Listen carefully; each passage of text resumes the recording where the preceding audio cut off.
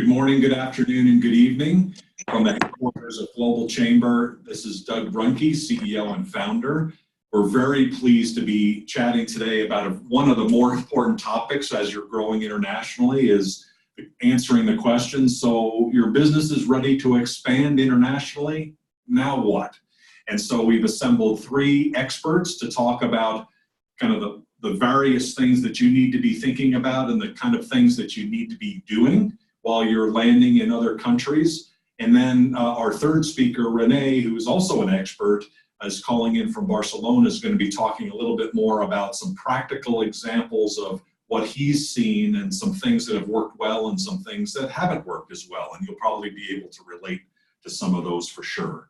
So our first speaker, outside in Phoenix, Arizona, on the west side of Phoenix, he's a busy guy, and so we were very lucky to be able to catch him today. Mike Patterson, who's a partner at Spencer Fane. I was telling someone last night that if everybody was a member as enthusiastic and as talented and as amazing as Mike, Global Chamber would be extraordinary. And so, and we will be that someday, but not everybody is extraordinary as Mike. Mike is an attorney.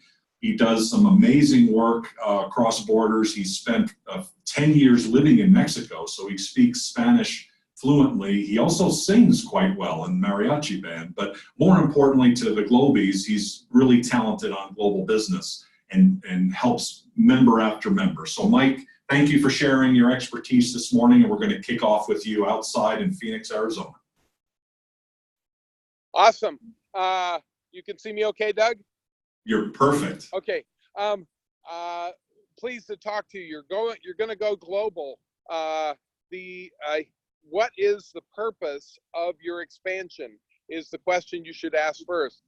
Are you going for distribution? Are you a consultant that wants to do consulting for someone in another country? Are you looking for a manufacturer's rep for your product in that country or countries where you're going?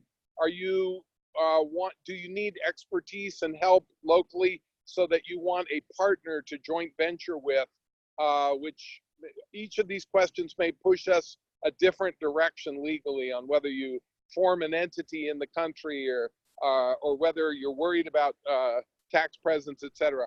Are you purchasing any assets in the target country where you're going?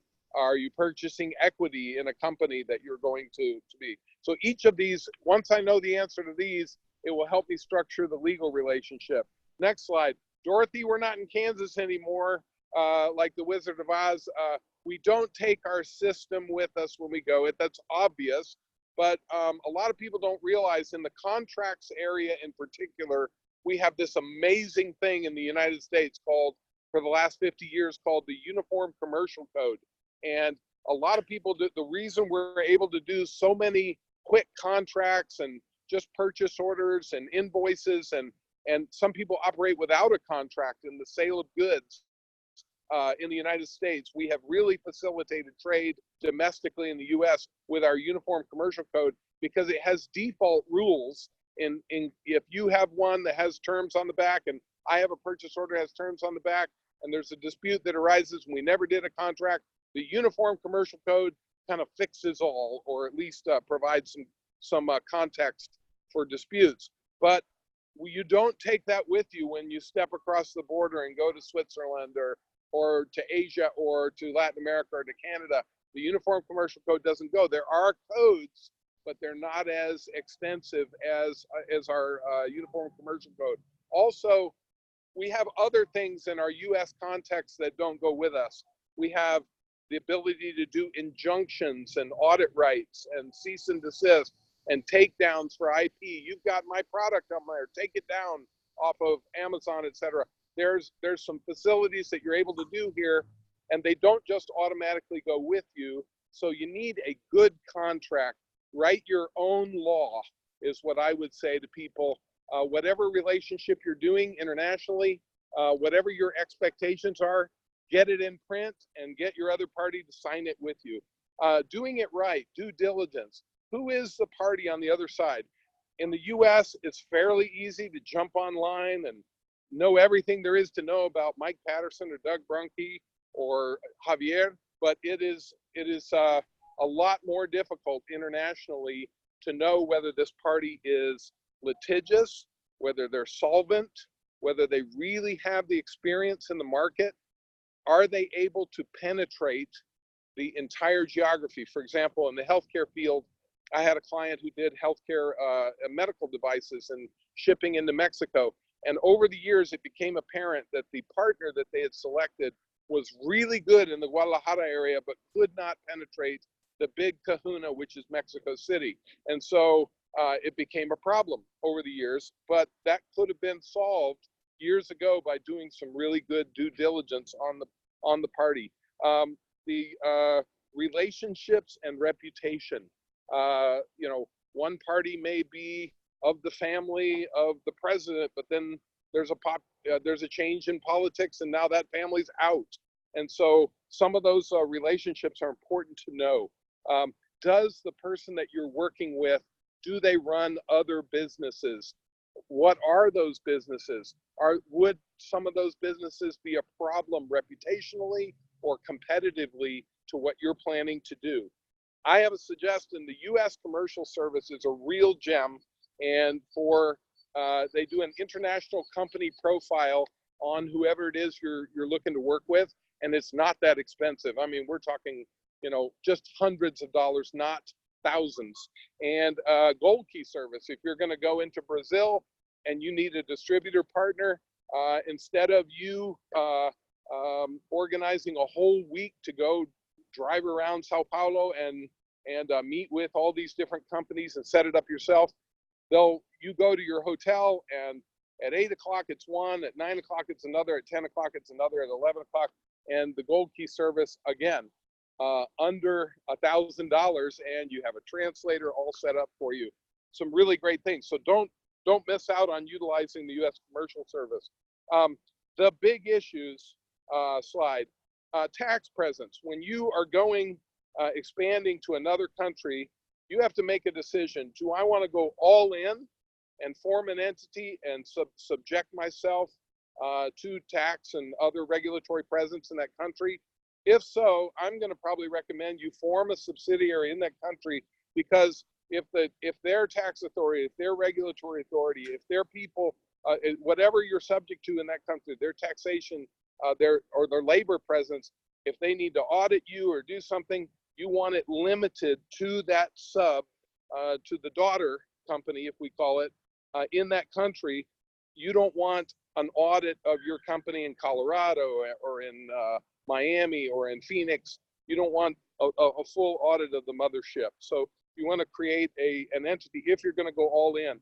If you don't want tax presence, which is normally the case in 90% of people newly stepping into international and expanding globally, I have clients that are in 60 countries and they don't want tax presence in any of them. In that case, we're going to recommend that they use people like Safeguard Global, who's our next presenter, to handle the employee issue, because employee issues are big issues. A lot of withholding. Every country is different. You want someone with expertise to handle those people, so you don't have deemed employer treatment in that country, which could be huge for you. And for example, in Mexico, if you were to terminate an employee, there's an amount you pay at termination, but then a monthly amount for every month that person's been your employee. And people who have factories in Mexico, they generally know their amount. If I were to close my factory today, it's a $2 million liquidation payment, to close it down. So sometimes using a third party like a Safeguard or someone else is really important. And people who culturally, like Renee is going to tell us later, know how to handle the sales function with a customer, et cetera. They get good assistance. It's worth it. Get paid. If not all in cash up front, this is a big issue. We have functions in the United States like the Export-Import Bank, XM, that helps U.S. companies with credit guarantees, so that either I'm going to get paid all up front and then ship so that I'm protected, or I could get XM insurance on this particular client and underwrite it. And if they don't pay, then the U.S. government pays me and the U.S. government collects from them. But you also allow that distributor, if let's say they buy from you $1 million a year, they might double up and buy $2 million a year if they had 90 days, same as cash credit from you. Your intellectual property, make sure your IP is registered in that target country. Can you even own or do the business that you're planning to do in X country?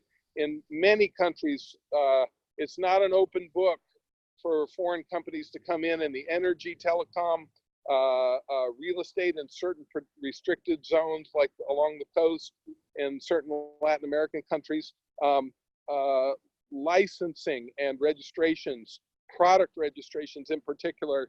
I have another distribution deck I do, but particularly if you're distributing a product, I wouldn't just roll over and let the distributor do all the licenses and registrations, because at the end they probably won't give them back and have big leverage over you. And it's a problem in most countries in the world to get those back. We would use a third-party intermediary to hold those for you so that you don't have tax or labor presence or regulatory presence, but your distributor isn't holding all the golden eggs, if you will. Dispute resolution, big question. People say, well, always use arbitration. That's not necessarily a slam dunk. You may want to, I have one client that litigates in Oregon for everything. And that is a strategic advantage for them because of how they organize their contracts. But in one case, it would have been better for us to have had Argentina as a dispute resolution center because of the way the dispute went down. You have to look at the relationship and say, where are the assets? What are the things that could go wrong?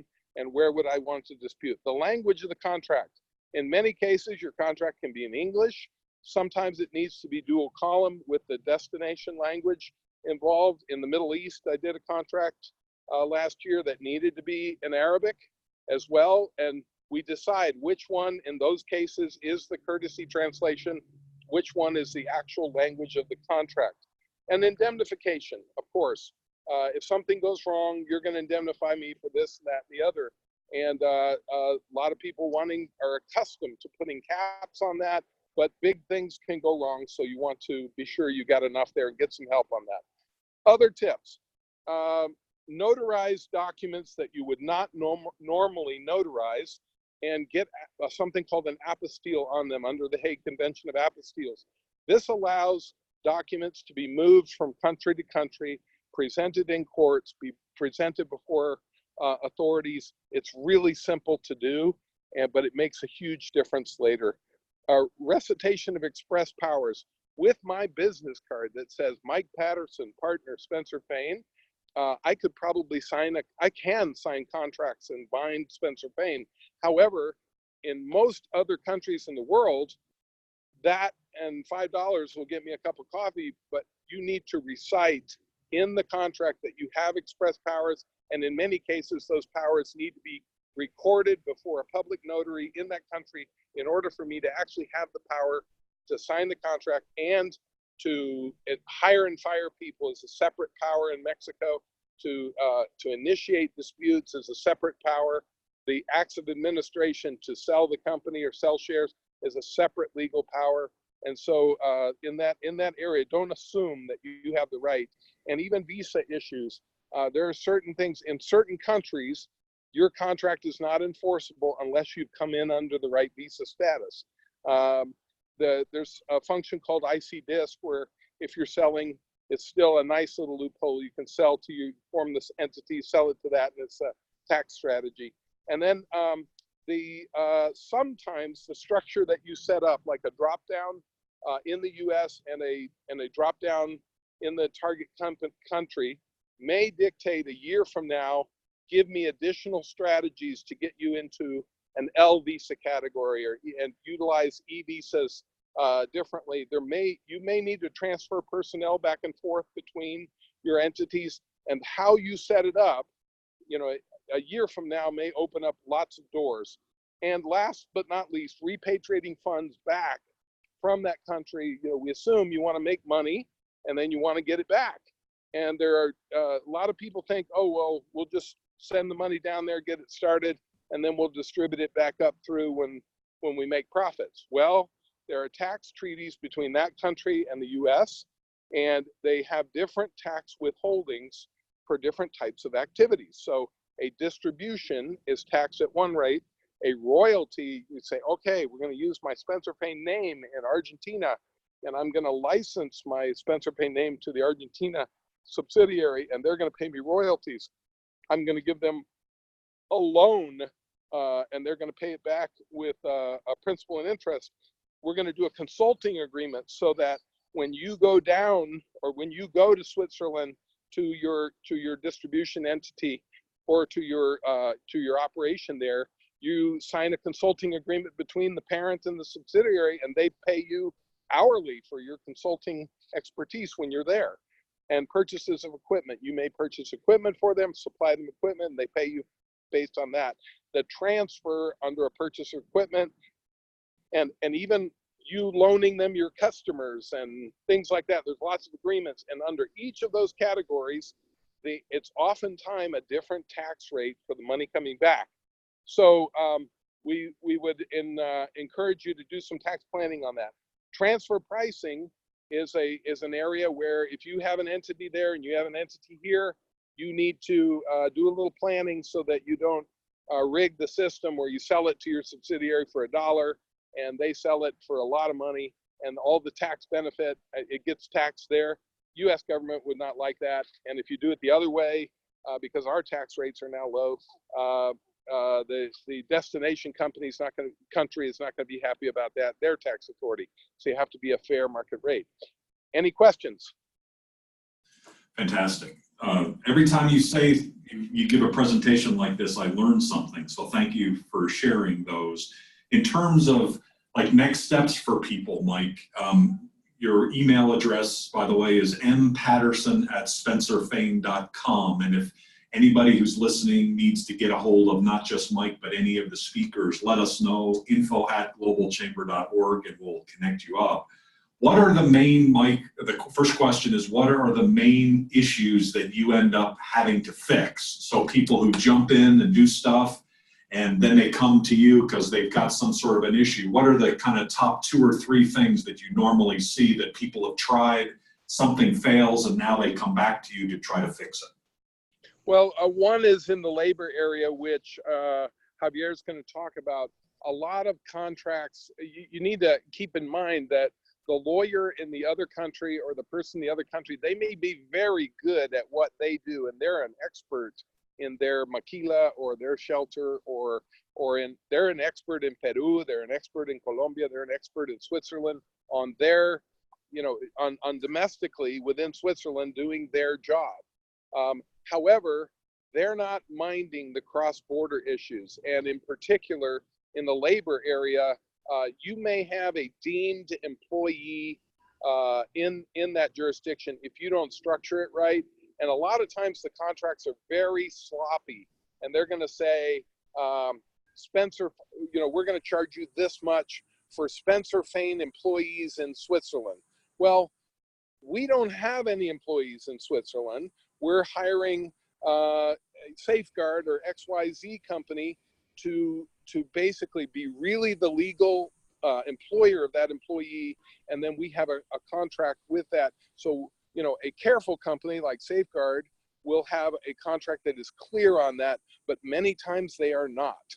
And I worry about, a potential employee when there's a problem, making a claim in the US, or making a claim that they are not only, if there is a problem, let's say a sexual harassment or something in a destination country, that it not just be against the contract provider, but they actually name your company in the US, and then now you're in a lawsuit that you shouldn't be in.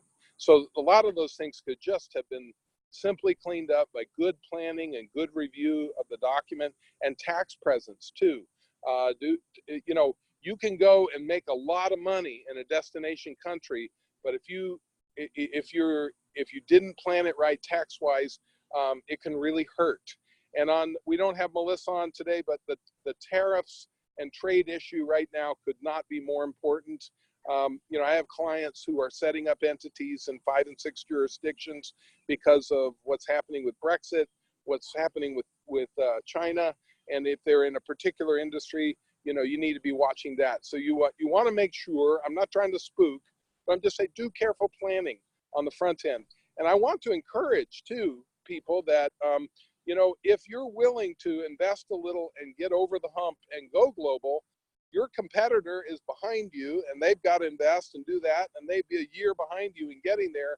And you may have a lot of competitors and price pressure in the US, but you may get into France and realize that your product or service is unique, and a lot of people want it. And many of my clients, several of my clients say that, hey, international is only 10% of our sales, but it is the most profitable 10% of our sales. Our margins are much higher.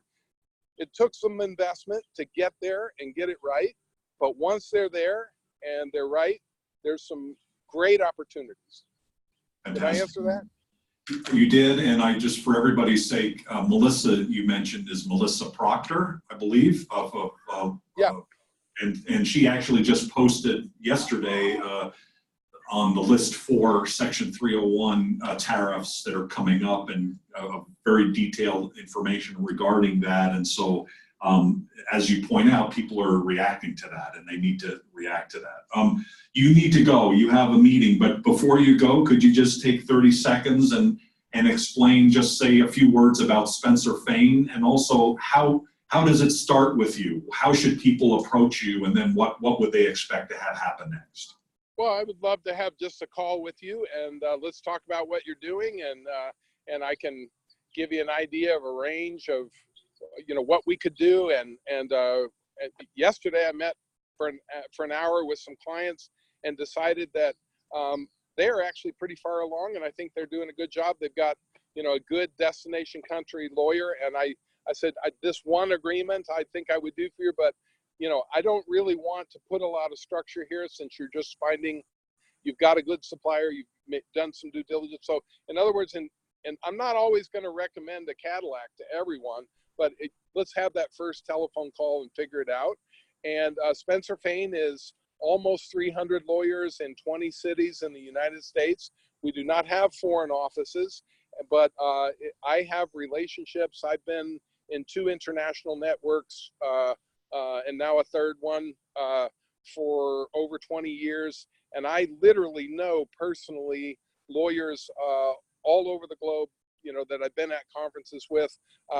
One of my partners has a will and trust issue on someone that died in Costa Rica, and said, they want you to work with this lawyer. Well, actually know her, and said, hey, Anna, you know, I mean, but for the years, I probably, if it's in China, I work with the biggest law firm in China, Jinhe, and I in Canada, Miller Thompson, and then Chile, I have lawyers that I work with. I'm happy to help you not only do the legal part, but I know people like, as you do, Doug, like Javier and Renee, and if people need a suggestion to get to somebody at the U.S. Commercial Service in parallel with what I'm offering, you know, I don't charge for making referrals to other people, nor to you, and we want to see people get it done.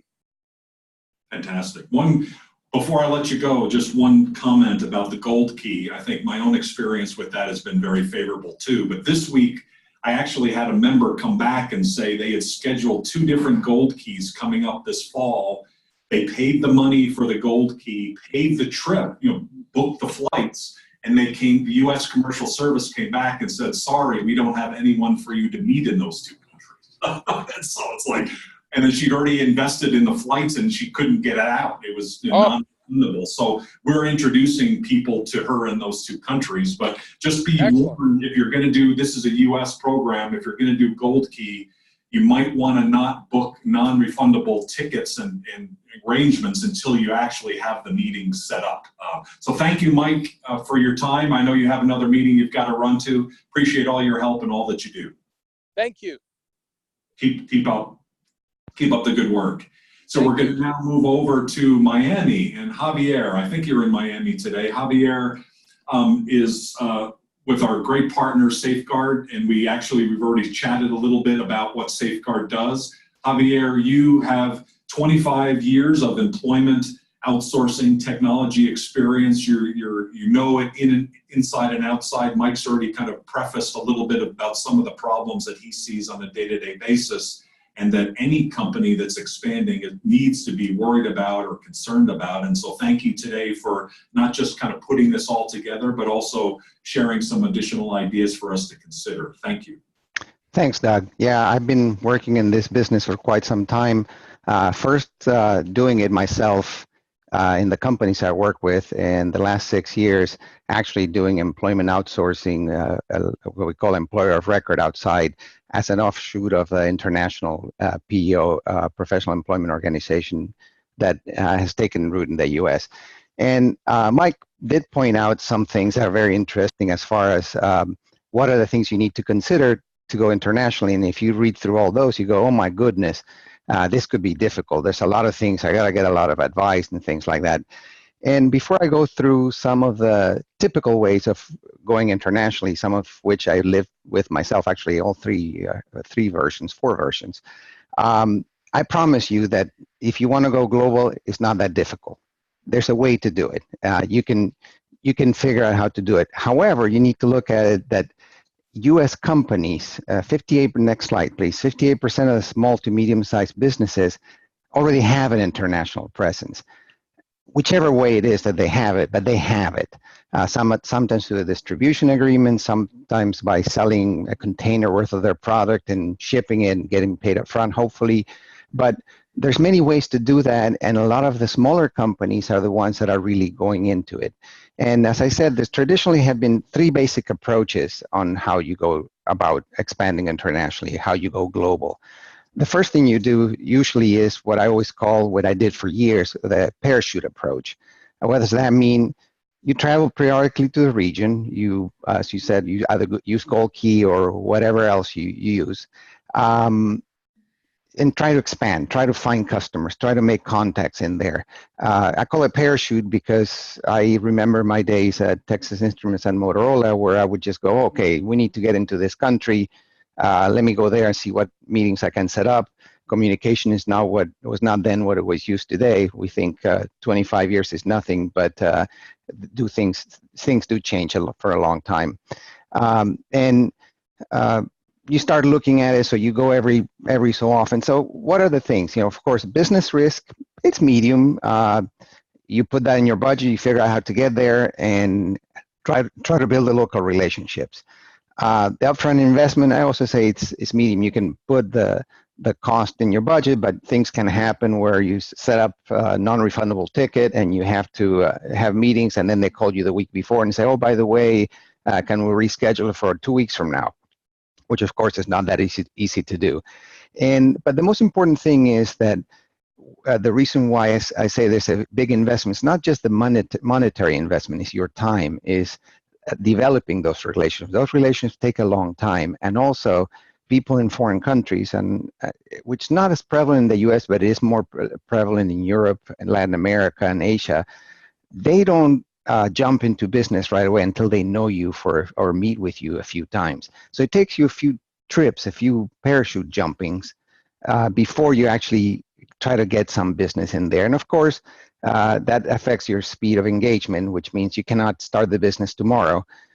It's slow. You actually need to establish that relationship, and looking at if you want to go through the whole process of establishing a legal entity, as it was mentioned by Mike, there's a lot of issues to consider. So you got to take it slow, and sometimes it slows you down in terms of getting the business which was you want. And there's a 2.2% of the people that were surveyed said that new customers were able to acquire new customers when they're not present in a new country.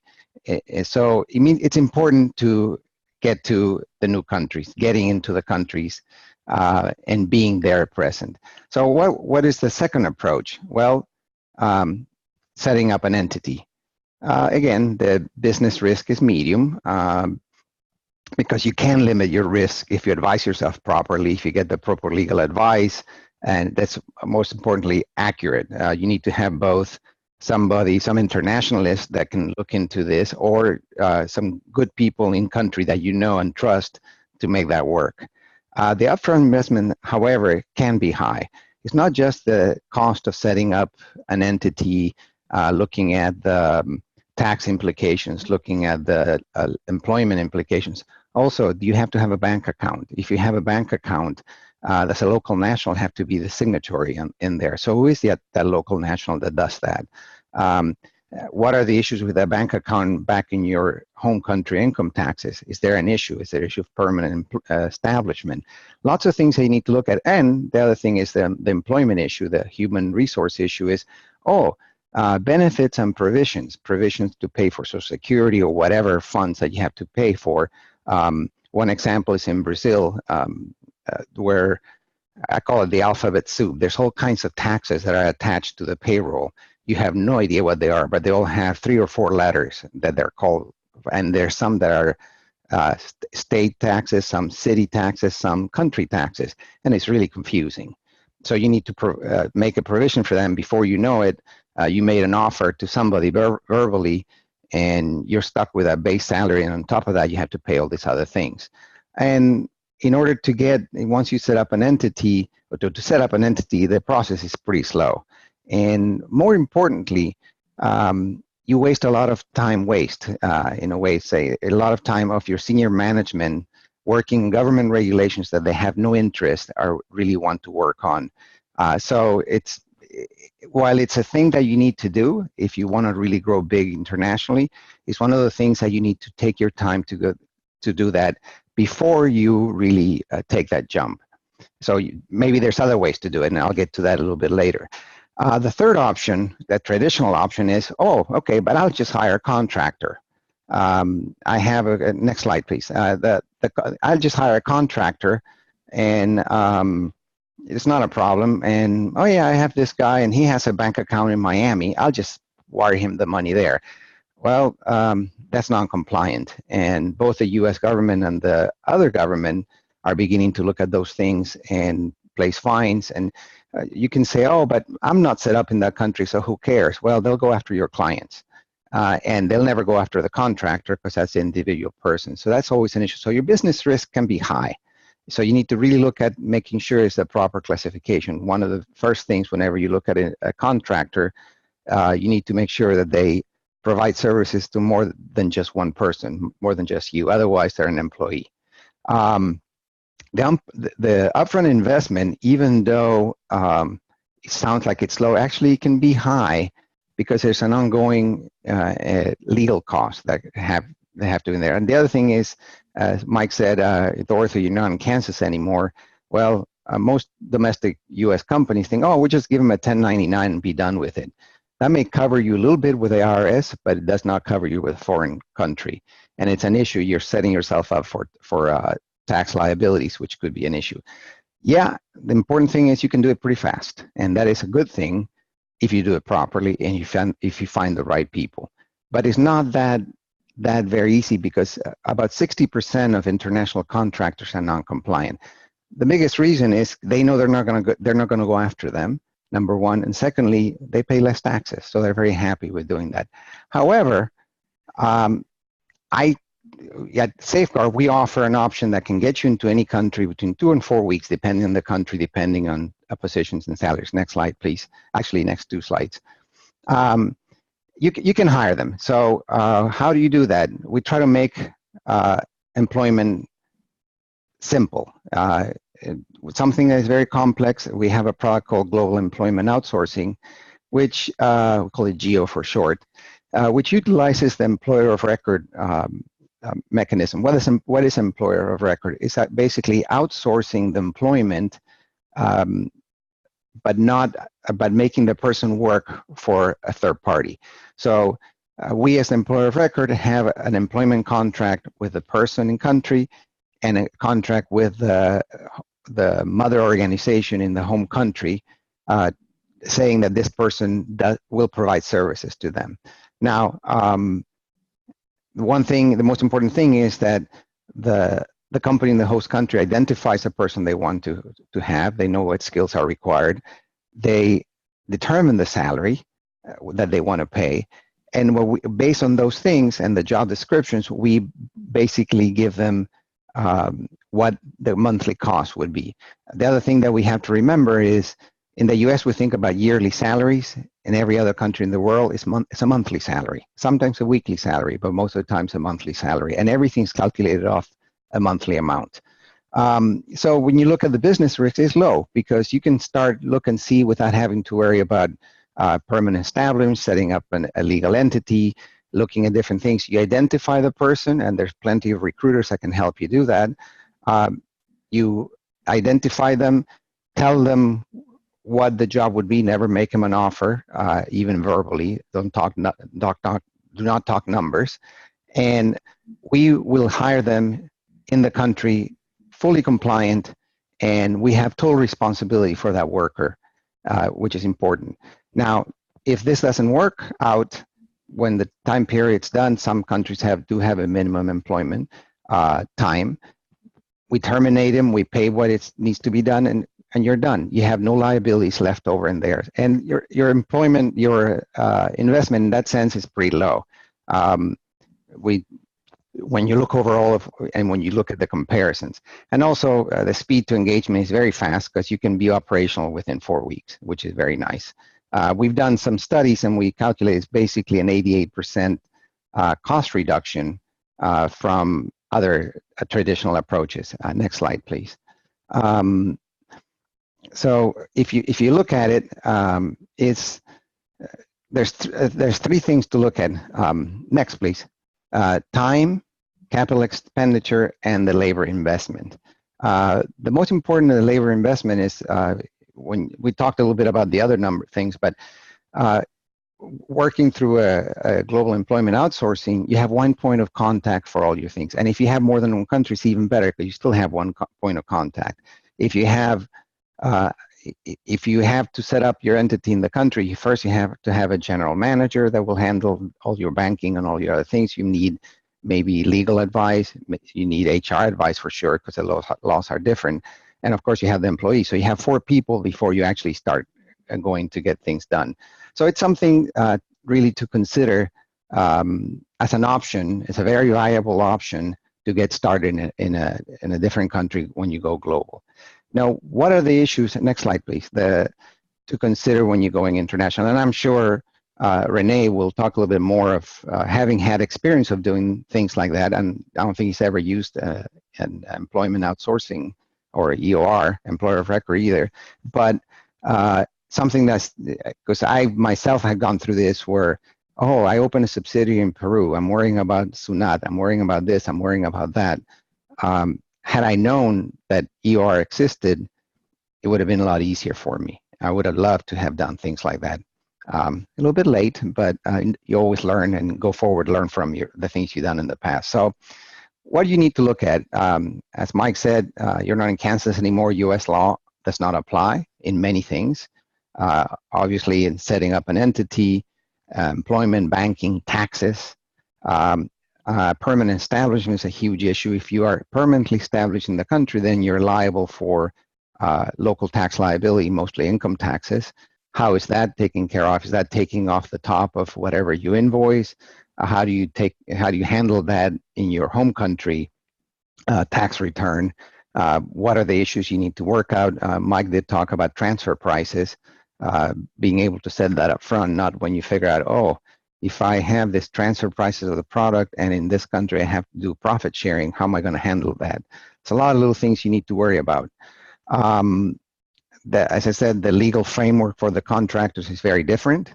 You need to make sure that you're contracting people compliantly, because if not, they will go back to a labor court, sue you, and have them treated as a local employee, pay more taxes. Also, you have to pay fines to the local regulatory agencies, and it's always an issue.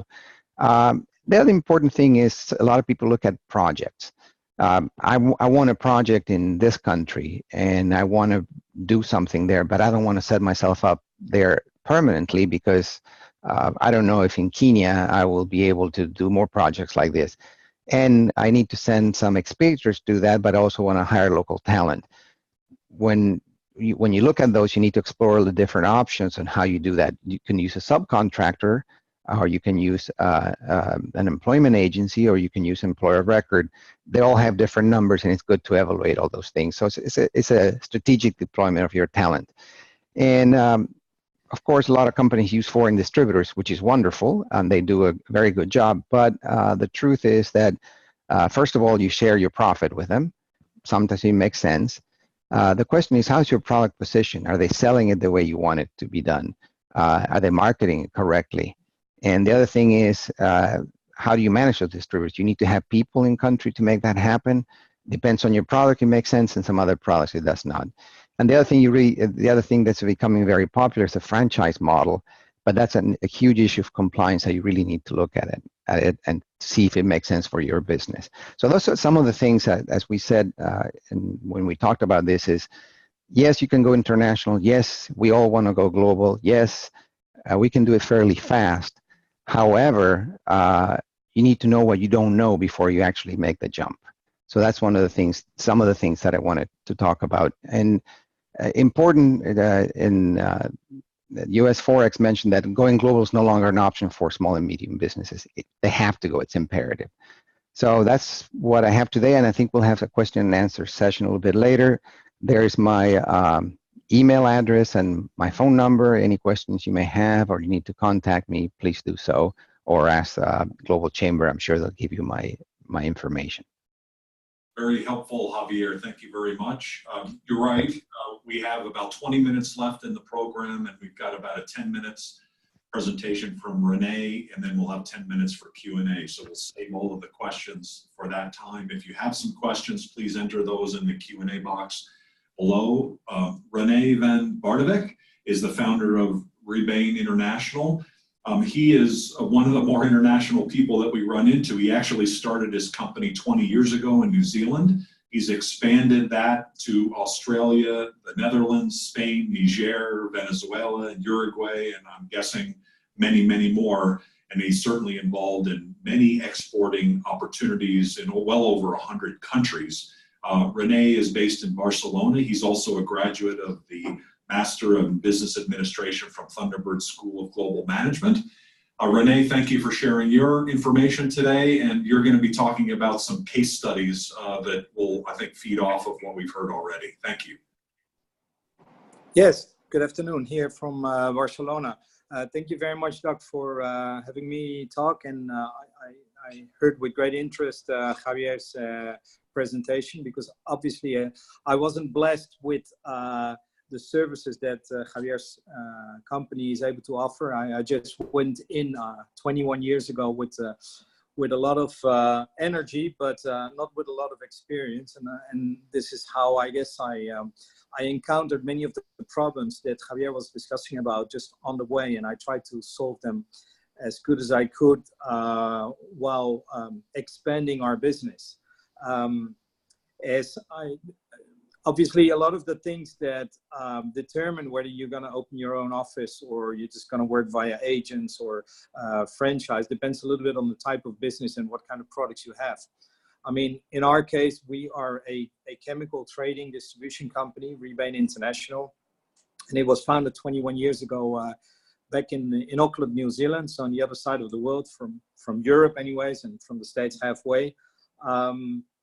And at that time, we were just trading locally and had some good local partners. And so we were able to get a good market position in the New Zealand market in rather short time, as I had a lot of international suppliers, mainly from Europe and Asia, that were willing to work with us for the New Zealand market. But the New Zealand market was, of course, quite limited with 4 million people.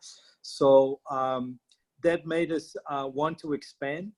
And one of the things is I'm originally Dutch European, so I wanted to move back to Europe, and so I moved back to Europe and had my partner continue the office in New Zealand, and we went to Barcelona, to Spain, where I'm still based today, where we opened our office. And obviously, you know, the Spanish market is quite different from the New Zealand market, so We got into a lot of differences when we started the office in New Zealand, not only the bureaucracy, the whole market, where we had a lot of support for the New Zealand market for some of our suppliers. Of course, we're talking about early 2000. The Spanish market economy was going quite well at the time, so they weren't really looking for new distributors and suppliers for this country.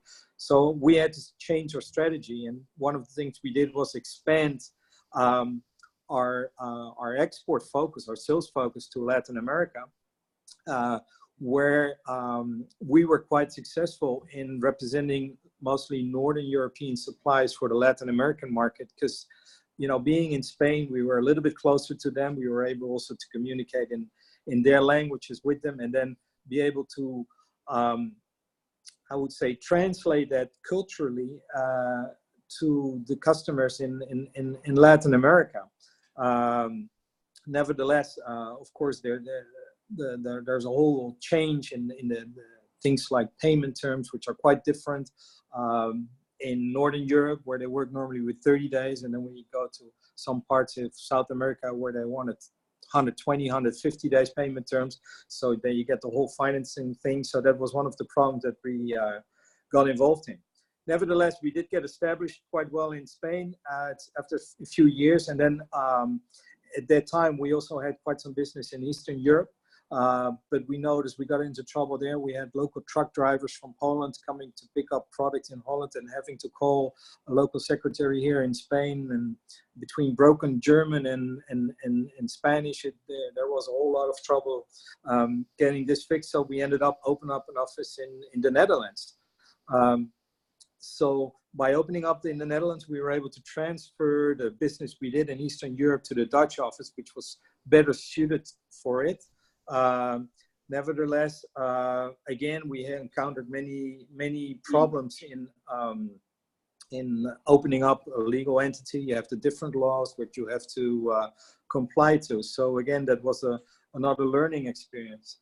Another learning experience we had was when we were established in Spain. We got many customers also in Portugal, and at some stage the Portuguese customers, they like to be invoiced by a local company, having local VAT invoice, etc. So we found a local partner when we opened up an office in Portugal. You would assume that Spain and Portugal, being culturally quite close, this would work. Well, it didn't work, and after 2.5 years of loss making, we decided to pull the plug, and it just wasn't worth it. And it mainly had to do that the fact that they still saw us as a Spanish company, and they couldn't we couldn't make it profitable basically after some time. Now, for companies that want to export, I mean, in many of the countries that we are active, we prefer not to have our local office, but we do work with a big network of local agents. And I guess the quality of that really depends on the agent itself. We have some very successful agents in very small countries, like the Dominican Republic or Uruguay, for example. Whereas we have other agencies or agents in much bigger, much larger countries like Brazil, which is much more difficult to be successful. So a lot of the quality of your sales depends on finding good agents. So we do put a lot of time in there in going to these countries, together visiting the agents, together with the agent visiting our customers.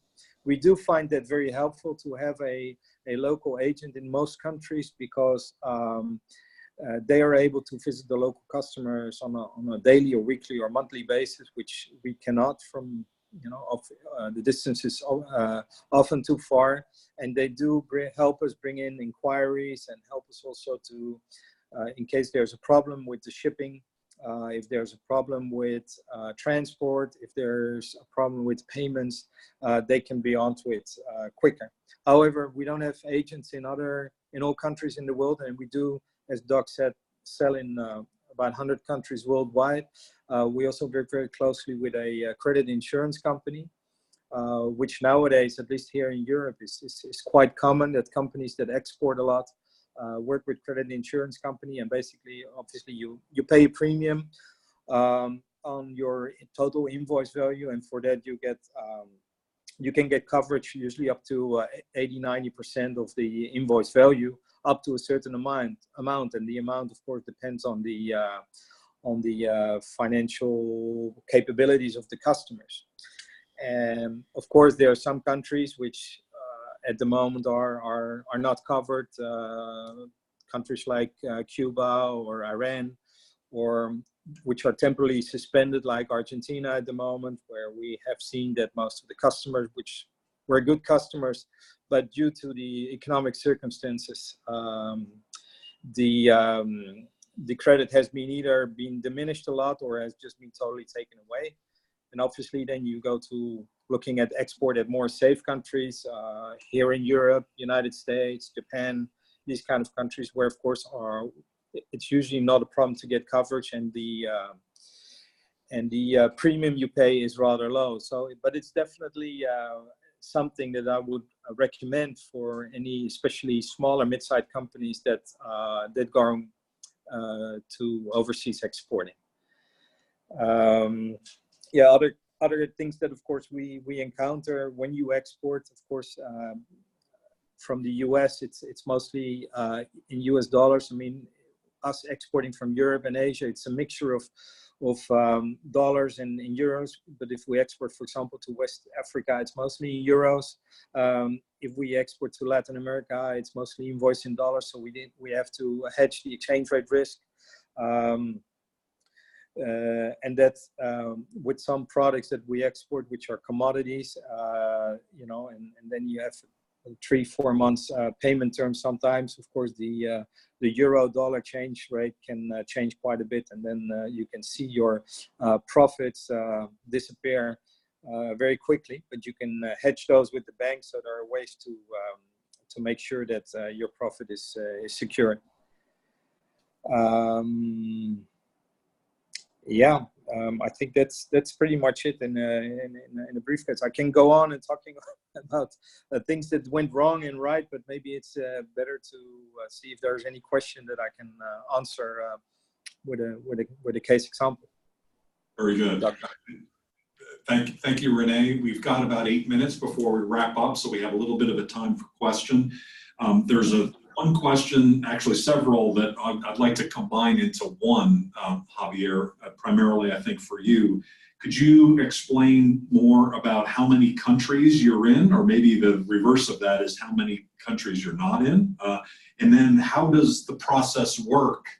And then the third part of that question is, can people come to you if they have a problem, and do you fix problems, after they've had the chance to make some errors, going through a learning experience, as Renee explained? The answer to those is yes. No, but we are currently in about 179 countries around the world. So basically, we cover just about every country except those that are not allowed by the U.S. government. And most of them that withstand those type of countries. But we're 179 countries, and on our website we list every country where we do those give services. The process is very simple. First, you need to identify the country you want to go into. Hopefully, if you have a candidate, that would even be better. If you know the salary you want to pay, it's fantastic. A job description and a job title always helps. If you give us that information, we can tell you, you're paying this person too much, or you're paying this person too little. And we also can tell you what the total cost would be with the burdens, tax burdens, any obligations you have based on the local country. And your third part of the question was, I'm sorry? Maybe you already answered this, but do you fix stuff? I think okay. Well, we can fix some stuff, but not always. The liability, if you incur liability before, it's unfortunately your liability. However, if you have a contractor that was working with you and you find out that he or she was not compliant, you can hire them on our platform, and then you become compliant. Any liability before that, what we usually try to do is have some kind of legal framework when they sign the worker signs the contract saying that they waive any liability to that. They can still go after you, but it's much more difficult to do that if there's a sign waiver. We take those on a case-by-case basis, and we always try to help because that's basically the reason we exist. As far as there's some problems we can't fix, but for example, a lot of people have set up their entity and they realize that it's crazy to do that, so they want to have employees working in the country but without the entity, so they shut down the entity. And then so what we do is we may need to make sure they're terminated from the previous entity and when they transfer over to us. So we do give that advice in terms of fixing that type of issue. Okay. There have been kind of at least two main groups of experiences we've talked about today. One, Javier, you've addressed very well regarding landing in a country and getting employees or handling the employment piece of it or contractors. The other piece is exporting, and Renee, you talked about that. You mentioned about credit insurance, where you can retain or get back 80 to 90%, sometimes more. The use of that must be from some challenging experiences that you've had as an exporter or as a distributor of products. So how do you view the world right now? Are things getting better relative to that, or has the movement toward more credit insurance or use of that indicate that there's just as many challenges as there's always been around exporting? Well, you know what, in a way, obviously the world is getting more global. So in a way, even if you're not active in the country itself, it's nowadays easier via the internet to get information about a company, about its activities. But even then, I'll be honest, I think every year we have a few customers that either don't pay because of financial problems, or they don't pay because, they will find any kind of excuse.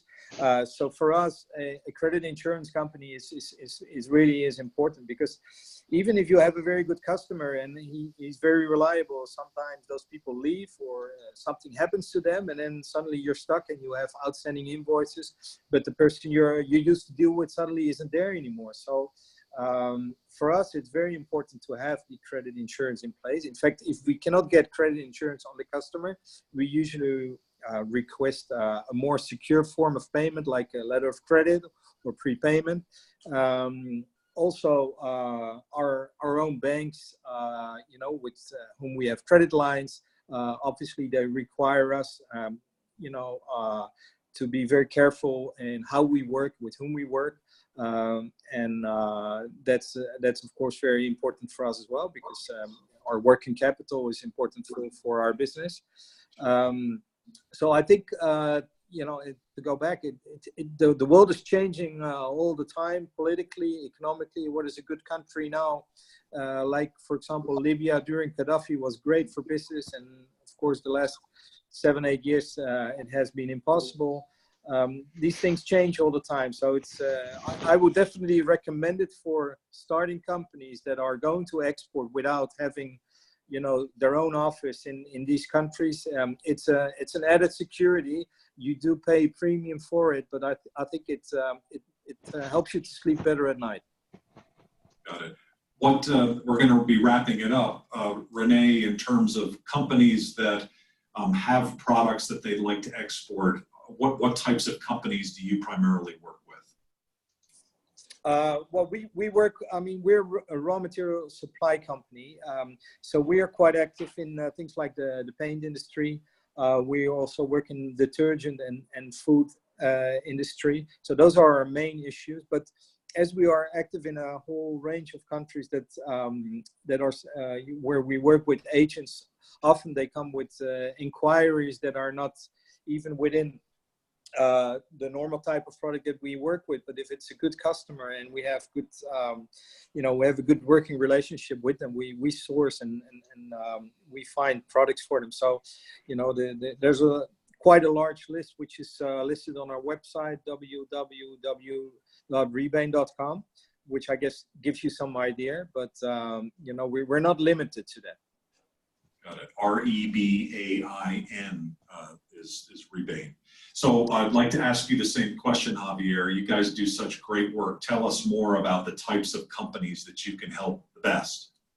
Well, most of the companies we work for are people that want to do something quickly. Either they want a project or they're looking to expand in a different area, and they think they can send somebody there or hire somebody locally to do business development.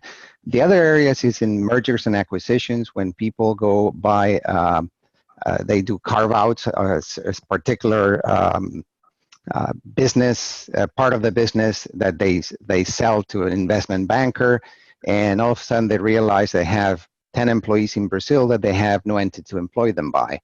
And they plan to form one, but it takes a year or so to make it happen.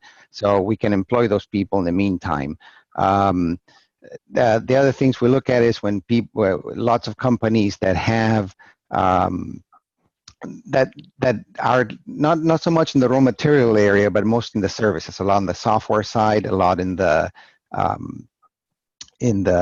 products, electronic type products, that they want to have a local person to either manage the distributors or to take care of the relationship with a large customer.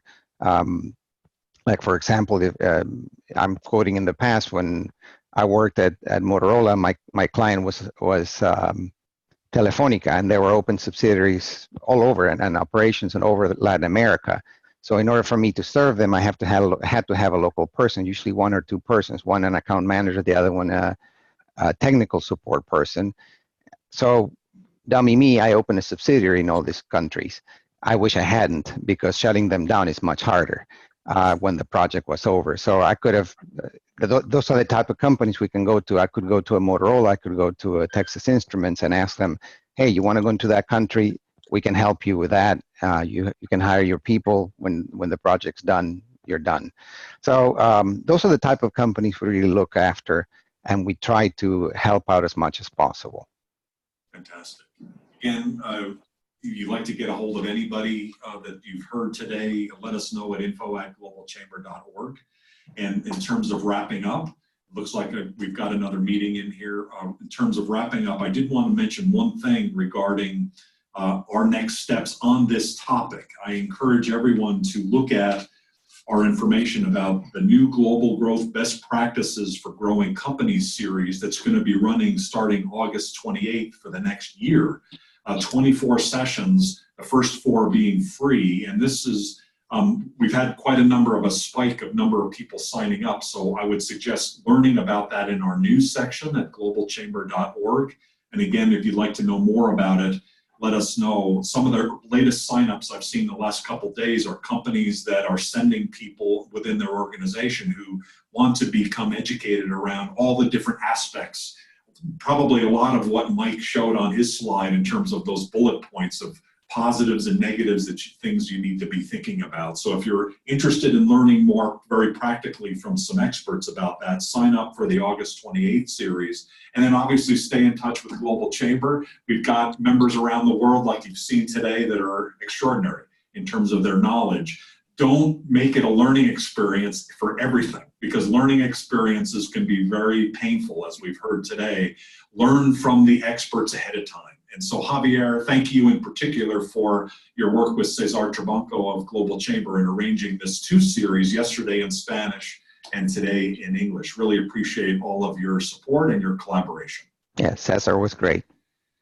Thank you everyone for watching, and we'll see you next time. Thank you. Thank you very much. Take care.